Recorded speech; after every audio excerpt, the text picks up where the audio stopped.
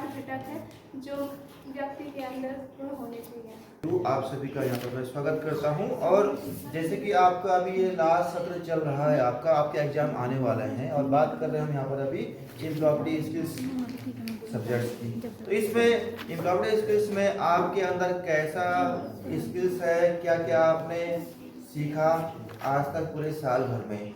अब यहाँ पर वन बाई वन करके आप लोग यहाँ पर आकर के पर्टिकुलर किसी एक लेसन में किसी भी एक टॉपिक पर आपने यहाँ पर आगे आगे बताना है यहाँ पर दूसरों को। मान लो कि आप एक प्रकार से एक टीचर हो और एक टीचर जो कल को आप लोगों ने टीचर ही बनना है या बन सकते हैं कहीं भी या किसी भी फील्ड में आप लोग जॉब करोगे, तो कैसे किसी टॉपिक को आप आगे प्रस्तुत करोगे, प्रेजेंटेशन दोगे। मतलब कि आपने बीच में कई ग्रुप डिस्कशन भी किया है, पार्टिसिपेट किया है कई ट्रेनिंग्स ने। आज मैं आप लोगों को पढ़ाऊंगी एक अच्छे उद्यमी बनने की विशेषताएं कि हम एक अच्छा उद्यमी कैसे बन सकते हैं। इसमें सबसे पहले होता है कि आप दूसरों से सीख लें, जितना ज़्यादा हो सके आप दूसरों से सीख ले सकते हैं। इससे आपका ये मतलब ज्ञान बढ़ेगा, जिससे कि आपको बहुत आसानी हो जाएगी आपका एक उद्यम खोलने के लिए। दूसरा है एक टीम कैसे तैयार करें। अपनी खुद की टीम तैयार करनी चाहिए जिसमें आप अपने सारे विचारों को रख सकते हैं, जिससे कि आपके बहुत सारे डाउट होते हैं वो टीम में बहुत कम मतलब होता है चांसेस कि वो गलत हों। इसीलिए टीम बनानी चाहिए। टीम में अच्छा उद्यम खोला जा सकता है। एक है शुरू करने में कभी देर न करें। बहुत सारे लोग होते हैं कि उन्हें टेंशन होती है कि वो सोचते हैं कि पहले वो यही सोचते हैं कि हम उद्यम कैसे और किस प्रकार से शुरू करें, जिसमें वो बहुत देर कर देते हैं। हालांकि बाद में वो खोलते भी हैं उद्यम, तो मतलब उन्हें ज़्यादा प्रॉफिट नहीं होता है। इसीलिए अपना उद्यम जितना जल्दी हो सके उतना जल्दी शुरू करें। और चौथा है योजना बनाएं। किसी भी उद्यम को खोलने के लिए सबसे पहले हमें योजना बनानी चाहिए। बिना योजना के कोई भी हम कार्य नहीं कर सकते हैं सही ढंग से, इसीलिए योजना बनाएं। पांचवा है छोटे छोटे फैसले लें। हाँ, एक उद्यम खोलने के लिए छोटे छोटे फैसले भी लेने आवश्यक होते हैं। इसीलिए आप अपनी लाइफ में ऐसा नहीं है कि अगर बड़ा उद्यम खोल रहे हैं तो आप केवल बड़े फैसले लें, छोटे फैसले भी बहुत आवश्यक होते हैं। भावनाओं के साथ जिए। आपको अपनी भावनाओं के साथ जीना चाहिए, यानी कि आप एक उद्यम खोल रहे हैं तो इसमें ऐसा नहीं है कि बस आप उस उद्यमी पर ध्यान दें, क्योंकि आपके लिए आपकी जो भावनाएं हैं वो भी अगर आपके साथ रहेंगी तो आपको एक अच्छे उद्यमी बनने में बहुत सारी मदद मिलेगी। लास्ट है कि जोखिम लें। जोखिम से ही आप एक अच्छे उद्यमी बन सकते हैं और बिना जोखिम के आप एक उद्यम नहीं खोल सकते हैं, क्योंकि उद्यम खोलने के लिए जोखिम भी बहुत आवश्यक होता है। क्योंकि बहुत सारे लोग होते हैं सोचते हैं कि शायद जो हम कार्य कर रहे हैं उसमें हमें कठिनाई हो या फिर हमसे नहीं होगा, इसीलिए आपको जोखिम लेना भी बहुत आवश्यक है। इसीलिए मैं यहाँ पे लिख देती हूँ एक अच्छे उद्यमी बनने की विशेषता है।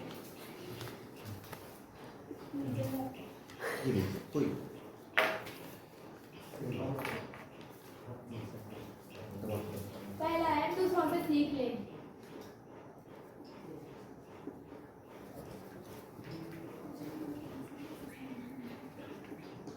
कई होते हैं कि जो सोचते हैं कि अगर हम दूसरे से पूछेंगे तो शायद वो हमें समझेगा कि इसे कुछ नहीं आता, इसीलिए जितना हो सके दूसरों से सीख ले। और ऐसा है कि दूसरे के विचार सुनने से, दूसरों के विचारों से भी हमारा बहुत सारा ज्ञान बढ़ता है, इसीलिए दूसरों की भी सुननी चाहिए।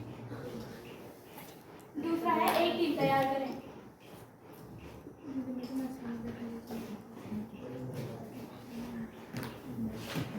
हमेशा कई ऐसे होते हैं जो सोचते हैं कि यदि ये मेरा उद्यम है तो ये शायद केवल मैं ही चलाऊं, लेकिन ऐसा नहीं होना चाहिए। अगर आप एक टीम में कार्य करते हैं तो वो बहुत अच्छे से कार्यपूर्ण हो सकता है, इसीलिए एक टीम में कार्य करें। तीसरा है शुरू करने में कभी देरी न करें।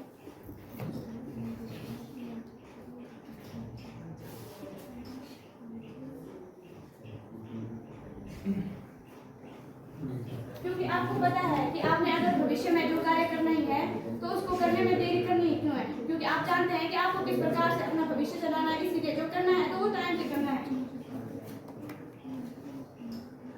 चौथा है योजनाएं बनाएं।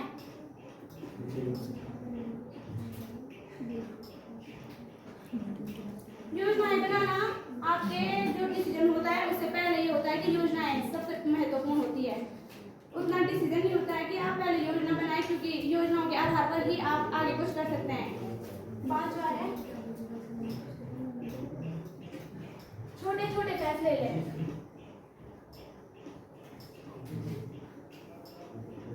छोटे छोटे फैसलों से ही आप बड़े बड़े फैसलों की ओर आगे बढ़ सकते हैं। छठवां है भावनाओं के साथ जिए।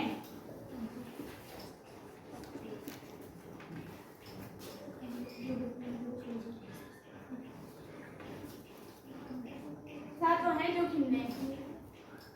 कोई भी उद्यम हो, कोई भी कार्य हो, उसके लिए जोखिम लेना ही पड़ता है, चाहे छोटा हो या बड़ा हो, किसी भी प्रकार का जोखिम, लेकिन जोखिम आवश्यक होता है किसी भी कार्य को करने के लिए। मेरा टॉपिक यही था। बहुत बढ़िया, बहुत अच्छा। ये होता है आगे बोलना, एक कॉन्फिडेंस के साथ। मैं आपको बताऊंगी फंक्शनल ग्रामर के बारे में।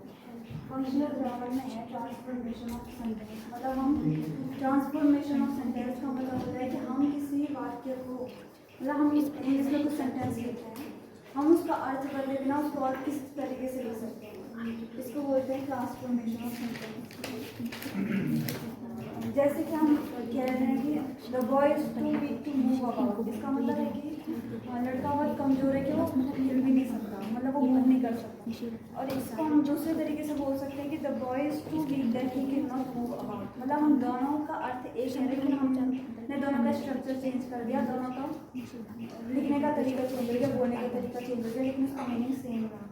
तो इसको चेंज करने की अलग अलग टेक्निक है, अलग अलग विधियाँ हैं, जिसमें कि एक है interchange of degree of comparison. मतलब कंपैरिजन की डिग्री चेंज करके भी इसको हम किस तरह से बोल सकते हैं। जैसे कि हमको पता है कि डिग्री 3 तरह की होती है, पॉजिटिव डिग्री, कंपैरेटिव डिग्री और सुपरलेटिव डिग्री। मतलब कंपैरेटिव डिग्री मतलब हम किसी, पॉजिटिव डिग्री मतलब हम एक के गुण या दोष प्रकट कर रहे हैं, कंपैरेटिव मतलब हम 2 के गुण और दोष प्रकट कर रहे हैं, और सुपरलेटिव मतलब हम 2 से अधिक के गुण दोष प्रकट कर रहे हैं। जैसे हम कह रहे हैं Ravi is a intelligent boy, simple मतलब पॉजिटिव सेंटेंस में। अगर हम इसको कंपैरेटिव में बोलते हैं तो Ravi is more intelligent than Hari, लेकिन इसका मतलब हम एक ही पे जोर दे रहे हैं कि रवि इंटेलिजेंट है। और इसको हम अलग तरीके से बोलेंगे Ravi is the most intelligent boy in the class. तीनों में हमारा मतलब यही है कि रवि बहुत इंटेलिजेंट है, लेकिन हमने इसको 3 अलग अलग तरह से बोला। इसके अलावा अगर हमको ट्रांसफॉर्मेशन करना है तो हम एक दूसरा तरीका है एडवर्ब टू का प्रयोग। जैसे हम लिखते हैं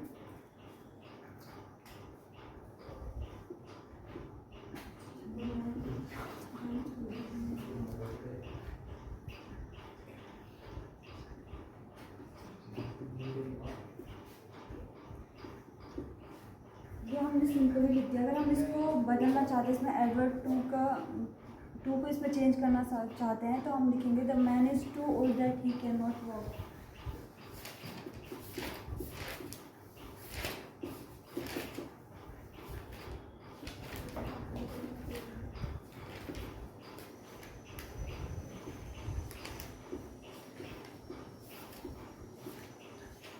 इसमें दोनों का मतलब एक ही है, लेकिन हमने इसमें एडवर्ब टू को चेंज कर दिया है और इसका स्ट्रक्चर पूरा चेंज कर दिया है। तो स्ट्रक्चर चेंज हुआ है लेकिन इसका मीनिंग सेम है। तो इसी तरह से हम इंग्लिश में बहुत सारे सेंटेंस बना सकते हैं।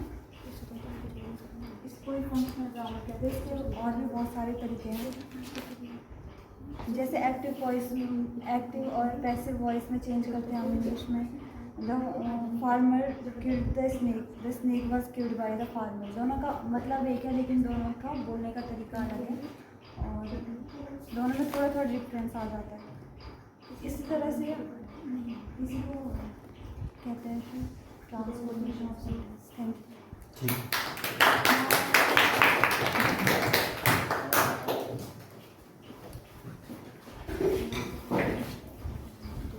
बहुत ही अच्छा टॉपिक था ये भी आपका, ट्रांसफॉर्मेशन ऑफ सेंटेंस। सेंटेंस को कैसे हम ट्रांसफॉर्मेशन करते हैं, उसके जो जैसे फंक्शनल ग्रामर के अंदर जो ये आपका जो लाइन्स जो आपके है ना, सेंटेंस आपने पढ़ा भी होगा आपका इंग्लिश लिटरेसी में आपका, क्योंकि इंग्लिश लिटरेसी में आपका जैसे आप पढ़ा होगा एक्टिव वॉइस, पैसिव वॉइस, है कि नहीं, टेंस आपने present tense, past tense, future tense, और उसके अलावा डायरेक्ट स्पीच, इनडायरेक्ट स्पीच, कि वहाँ से भी आपके पास एग्ज़ाम में क्वेश्चन आ सकते हैं, है ना।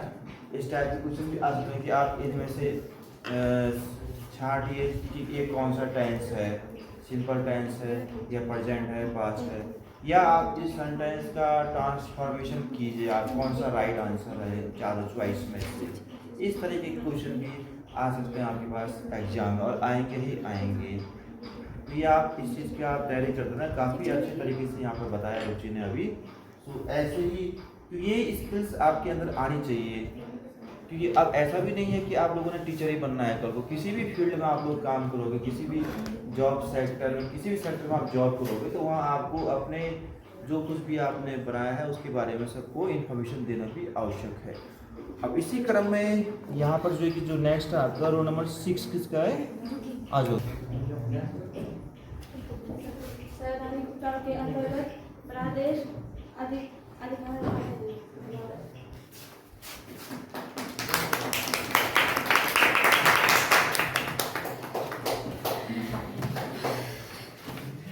इसमें घबराने की कोई बात नहीं है। ऐसा कई लोग को आप लोग को बोला आगे तो डर लग रहा होगा, ऐसी कोई डरने वाली इसमें बड़ी बात नहीं है कि नहीं। कई लोग इसमें घबरा रहे हैं शायद, आप इसे पता नहीं क्यों। वो तो आप ये क्लास में जो बोल रहे हो, कोई बाहर थोड़ी बोल रहे हो। ये शुरुआत आपकी अपने एक क्लास कमरे के अंदर से होती है ना, तैयारी करने के लिए, है कि नहीं। इसमें कोई डरने वाली बात नहीं है। अगर आप डरोगे ना जितना, ये भी एक पॉइंट है आपका, जितना आप डरोगे उतना आप उतना अच्छा नहीं बोल पाओगे। अब टाइम हो चुका है ना, ऐसा कुछ नहीं है। जितना आप डरोगे ना, उतना आपको जो भी आ रहा है उसको भी आप भूल जाओगे। इस चीज़ का आप विशेषकर ध्यान रखना बहुत जरूरी है। जैसे इसने बताया मौलिक अधिकार के बारे में, ठीक है, अच्छा है। बेसिक क्या है कि भारतीय संविधान में 6 मौलिक अधिकार होते हैं। कौन कौन से? समानता का अधिकार, स्वतंत्रता का अधिकार, शोषण के विरुद्ध अधिकार, धार्मिक स्वतंत्रता का अधिकार, संस्कृति और शिक्षा से संबंधित अधिकार, संवैधानिक उपचारों का अधिकार। आ रहा है ना सर, पूरा ये क्लियर हो रहा है। तो ये सारे जो अधिकार है, कई बार ऐसे क्वेश्चन आपके सामने ज्ञान प्रतियोगिताओं में भी आते हैं, और ये आपको महत्वपूर्ण है, ये एग्जाम में भी आ सकते हैं कि भारतीय संविधान में कितने अनुच्छेद होते हैं, कितनी धारा होती है, कितने मूल, कितने भाग होते हैं, है कि नहीं। तो काफ़ी अच्छा इसने भी अपना यहाँ पर एक कॉन्फिडेंस के साथ अपना परफॉर्मेंस दिया है यहाँ पर, और आगे भी देते रहना आपको इसी तरीके से। सो यहाँ पर अब इसके पश्चात रोल नंबर 7 किसका है? आ जाओ बेटा गौरव।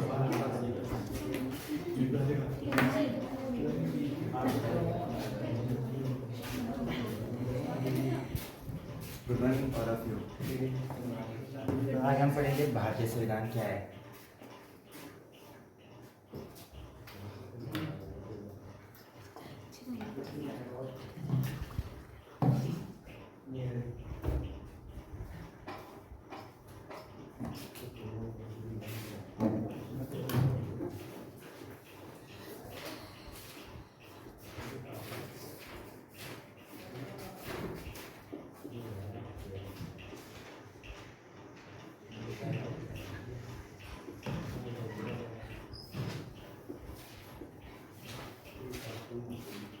तो भारतीय संविधान दुनिया का सबसे बड़ा लिखित संविधान है, आप सभी को पता ही होगा। इसे कानून की किताब भी कहते हैं। वैसे आप जानते होंगे कि भारतीय संविधान का गठन कब हुआ था? कोई जानता है आप में से भारतीय संविधान का गठन कब हुआ?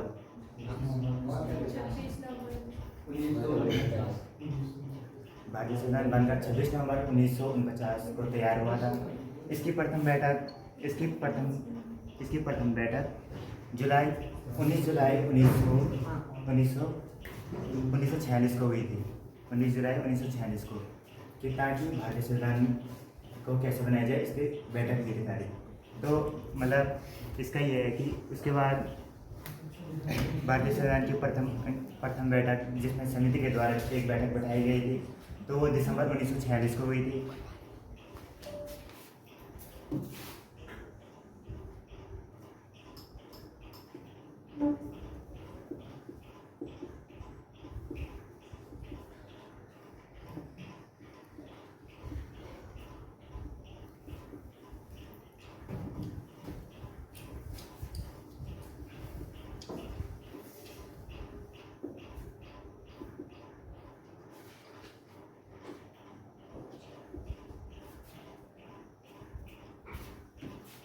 1946 को हुई थी। बट तो इसकी बात करें भारतीय संविधान के प्रथम भारतीय संविधान के मतलब समिति के अध्यक्ष डॉक्टर भीमराव अम्बेडकर हैं। प्रारूप समिति के अध्यक्ष डॉक्टर राजेंद्र प्रसाद हैं।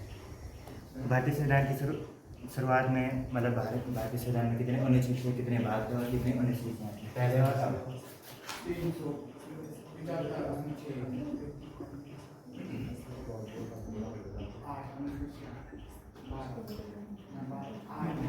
तो अगर अनुच्छेद की बात करें तो पहले 395 भाग 12 और अनुसूचियाँ 8 थी।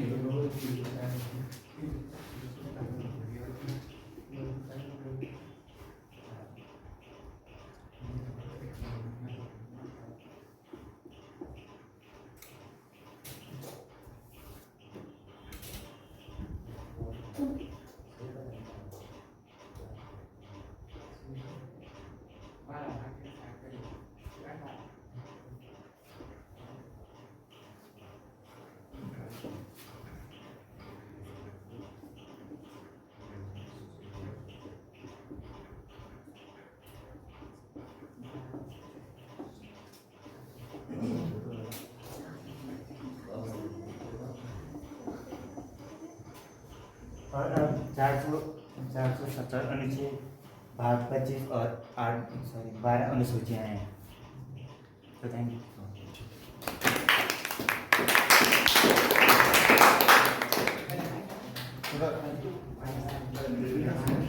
यहाँ पर एक मेन उद्देश्य ये है यहाँ पर आप लोगों का आने का कि आप का जो अपने आगे बोलने का जो आपका स्किल्स है कैसा है, किस तरीके का। ऐसा कुछ नहीं कि नॉलेज ही सब कुछ नहीं है कि आपको अगर नहीं भी आता है तो आप छोटे से टॉपिक को भी जो आपको अच्छी तरीके से आता है उससे आप कितने अच्छे तरीके से यहाँ पर आप समझाते हैं। अब जैसे इस बात में काफ़ी अच्छा यहाँ पर इसको ये एक्सप्लेन किया है यहाँ पर कि पहले और अब, है कि नहीं। भारतीय संविधान में पहले कितने अनुच्छेद हैं और वर्तमान समय में कितने अनुच्छेद हैं, पहले कितने भाग हैं, अब कितने भाग हैं, क्योंकि हर समय परिवर्तन होता रहता है हर चीज़ में। उसी के रिगार्डिंग यहाँ पर अच्छे से समझाने का प्रयास किया और आगे और अच्छे से इसको करेगा होप है। सो इसी क्रम में यहाँ पर रोल नंबर 8 इसका है, अच्छा रोल नंबर 9 आ जाओ, कम वेरी गुड आ जाओ।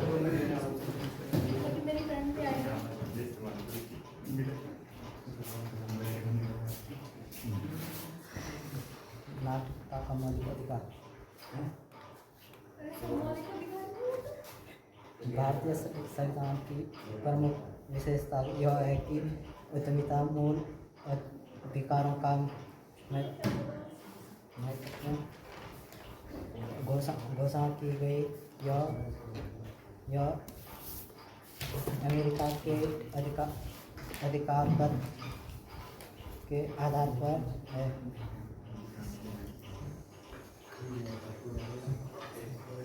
नीति निर्देशन के तत्व भारतीय संविधान के चौथे अध्याय में शासन संचालन के लिए मूलभूत सिद्धांतों का वर्णन किया गया है।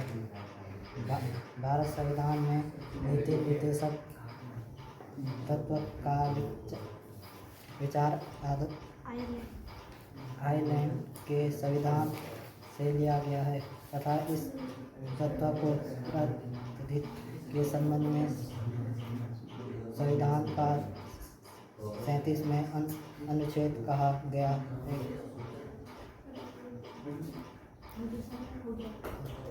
Very good.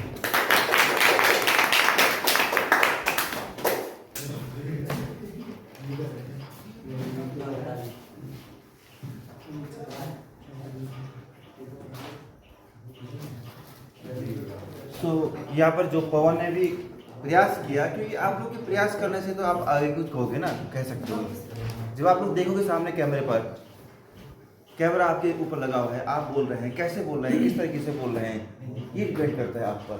बोलना आपने है, किसी और ने नहीं बोलना है। हम तो आपको बस मोटिवेट करेंगे। कि जब तक कोई आपको आगे आकर के बोलने के लिए मोटिवेट नहीं करेगा, तब तक आप कैसे बोलोगे, है ना?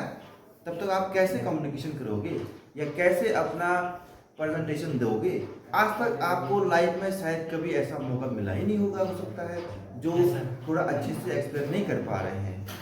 तो जो अच्छे से एक्सप्लेन कर पा रहे हैं उन्हें बहुत ऐसे मौके मिले होंगे, इसका मतलब उन्हें किसी ने पहले भी मोटिवेट किया होगा, क्योंकि बिना बड़ों के छोटे कुछ कर नहीं सकते। जब आपसे बड़ा आपको कुछ बताएगा, है ना, आपको कुछ सिखाएगा, तभी आप उस पर आगे आके उस पर कार्य कर सकते हो। होता है जनरली ऐसा।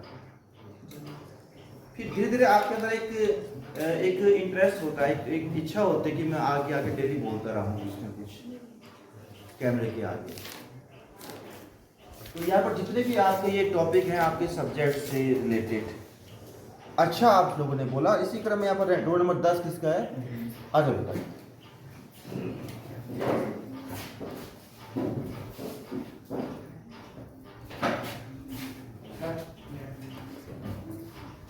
गुड मॉर्निंग स्टूडेंट्स, कैसे हो आप? आशा करता हूँ कि सभी अच्छे होंगे। तो मैं आपको कुछ टॉपिक बताऊंगा। तो टॉपिक का नाम है हमारा ग्राहक सेवा। तो मैं ब्लैक बोर्ड पर लिख लेता हूँ ताकि सबके समझ में आ जाए।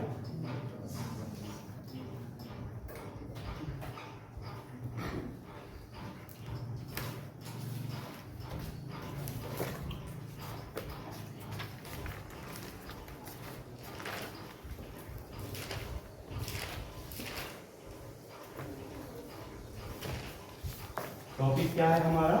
ग्राहक सेवा।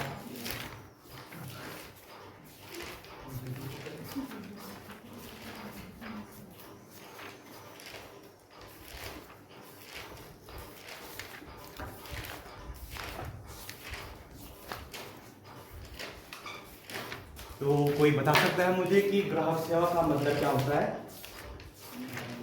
किसी को नहीं पता? अच्छा जवाब है। तो चलो मैं ही बता देता हूँ कि ग्राहक सेवा का क्या मतलब है। ग्राहक सेवा का मतलब यह है कि अपने कस्टमर बढ़ाना या अपने सामान को इतने अच्छे तरीके से बढ़ाना, मतलब बेचना कि ताकि लोग आपके दुकान पर या आपके सामान पे अट्रैक्टिव ज़्यादा बढ़े या ज़्यादा आकर्षित हो, आपकी मतलब दुकान में अच्छी बिक्री हो। तो ये है ग्राहक सेवा। तो इसमें कुछ पॉइंट है, मतलब जो हर व्यक्ति को या हर दुकानदार को मतलब आवश्यक ध्यान रखना चाहिए। जैसे कि कुछ पॉइंट है इसमें, आई कांटेक्ट। तो मैं बता लूँ कि आज के ज़माने में मतलब आई कांटेक्ट मतलब आप अच्छे से बनाते हो ना, तो मतलब आप पर मतलब हर कोई आकर्षित होता है या अट्रैक्टिव होता है। मतलब इसमें ऐसा दिखता है व्यक्ति को कि आपके सामान में मतलब पूरी गारंटी, अच्छी गारंटी है। तो पहला पॉइंट यही हुआ हमारा कि आई कांटेक्ट। दूसरा पॉइंट हमारा यह है कि जब हमारे मतलब सामान को लेने के लिए जब कोई ग्राहक आता है तो मतलब हमें अपने फेस पे एक मुस्कुराहट लेनी चाहिए। तो कई व्यक्ति ये होते हैं कि जैसे मतलब कोई सामान लेने आता है तो वो उसके साथ चिढ़ के मतलब बात कर लेता है मतलब अपने कस्टमर के साथ, ताकि मतलब जब चिढ़ के वो बात करता है तो वो कस्टमर मतलब दुकान से सामान लेना बंद कर लेता है, क्योंकि कस्टमर को भी हमारा स्वभाव अच्छा नहीं लगता है। तो अगर हम स्माइल छोड़ेंगे या अपने फेस पे अच्छी सी मुस्कुराहट लाएंगे तो इससे भी मतलब हमारे जो सामान है या कोई व्यक्ति है जो हमसे सामान खरीदता है तो हम पे आसानी से अट्रैक्टिव हो सकता है या हमारे सामान को अच्छे से ले सकता है उनके नाम से। तो तीसरा पॉइंट ये है कि उनके नाम से हम बुलाएं। तो मतलब कहीं दुकान में ऐसा होता है ना कि कोई मतलब नाम नहीं पता रहता है तो कुछ भी बोल लेते हैं, छोटे या बड़े, या किसी को मतलब ये पसंद नहीं है। तो अगर हम उनके नाम से मतलब पहले उनसे मतलब नाम पूछेंगे और प्यार से उनके नाम लेंगे तो वो भी हम पे कुछ अट्रैक्टिव होगी, मतलब वो हमारे दुकान में आएंगे क्योंकि उसको हमारा स्वभाव अच्छा लग रहा है। तो ये हुआ तीसरा पॉइंट। चौथा पॉइंट ये है कि जब कोई व्यक्ति हमारे दुकान में हमारा सामान लेने आता है या कोई अपरिचित, तो उससे हम पहले अगर अपना परिचय उसे दें और बाद में उससे हम उसका परिचय लें तो वो मतलब एक मतलब वार्तालाप करे तो वो भी उससे हम पे अट्रैक्टिव हो सकता है, हमारी दुकान से वो आसानी से सामान ले सकता है। ये हुआ चौथा पॉइंट। और पांचवा पॉइंट सबसे अच्छा है, महत्वपूर्ण, सच्चे तथा ईमानदार बने। अब कहीं दुकान में ये होता है ना कि सामान में मिलावट रहती है अब आप भी देख लो, आज के समाज में ये हो रहा है, जैसे कोई दूध बेचने वाला आ रहा है तो वो दूध कम रहता है और पानी बहुत ज़्यादा रहता है, मतलब जिससे कि लोग मतलब दूध खरीदना भी बंद कर लेते हैं। या कहीं दुकानों में ऐसा होता है कि जो दूध के पैकेट हैं वो कहीं पुराने हो जाते हैं कि मतलब घर में ले जाते ही समय, चाय बनाते समय दूध फट जाता है और उससे सबका मूड क्या हो जाता है, खराब हो जाता है। तो अगर हम अपने दुकान का सामान मतलब अच्छे तरीके से बेचें या मतलब सामान की क्वालिटी बताएं, अगर कोई सामान हमारा गलत हो जाता है तो मतलब हम उसे वापस ले। अब कई बार ऐसा होता है ना कि मतलब कुछ सामान खराब हो जाता है, या आज के मतलब देख लो आज के ज़माने में जैसे दुकान में जाते हैं तो कुछ फ्रूट्स लेके आते हैं हम, तो कुछ फ्रूट्स खराब हो जाते हैं या कुछ सब्जी खराब हो जाती है, तो हम दुकान में जाते हैं मतलब वापस करने के लिए, तो दुकानदार मना कर लेता है। क्या कहता है कि हमें मतलब दुकान में हमारा सामान ये वापस नहीं हो सकता है, आपने मतलब कुछ गलत किया है, मतलब हम ये सामान वापस नहीं ले सकते। अगर हमारे सामान में अगर कुछ गलती है और हम स्वीकार करते हैं कि हमारे सामान में क्या है, गलती है, हम आसानी से वो वापस ले लेते हैं और उसे नया सामान दे देते हैं। तो इससे हमारे कस्टमर क्या होते हैं, खुश होते हैं और बढ़ जाते हैं। Thank you. आप सभी को मेरा ये टॉपिक अच्छा लगा हो, थैंक्स। ग्राहक सेवा काफ़ी अच्छा टॉपिक है, क्योंकि आज के समय में आप लोगों को अपना जब स्वरोजगार शुरू करेंगे तो आपका ग्राहक के साथ कैसे आप सेवा करोगे, है ना, किस तरह में कस्टमर सर्विस, तो उसमें कई सारे महत्वपूर्ण पॉइंट्स बहुत ही बढ़िया तरीके से अच्छे तरीके से बताया यहाँ पर अमित ने, और एक्सप्लेन किया उसको with expression, with good eye contact, with confidence, सब कुछ अच्छा रहा उसका। और लास्ट में हमेशा एक अच्छे मुस्कान के साथ अपने कार्य को हमें करते रहना चाहिए। तो इसी मुस्कान के साथ इस सेशन को हम यहीं पर समापन करते हैं। Next session